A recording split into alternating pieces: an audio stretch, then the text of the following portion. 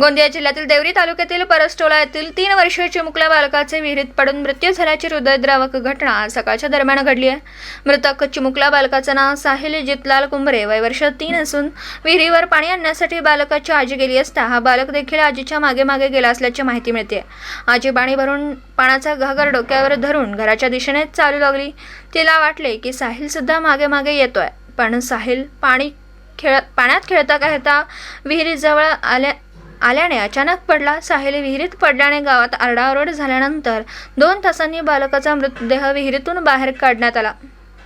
घटनेची माहिती देवरी पोलिसांना देण्यात आली आहे। मृतदेह शासकीय रुग्णालयात शवविच्छेदनकरिता पाठवण्यात आला। पुढील अधिक तपास देवरी पोलीस करीत आहेत। गोंदियाहून प्रतिनिधी अमरदीप बडगे। दिवसभरातील घडामोडींचा आढावा घेण्यासाठी पाहत रहा N24 मराठी न्यूज चॅनल।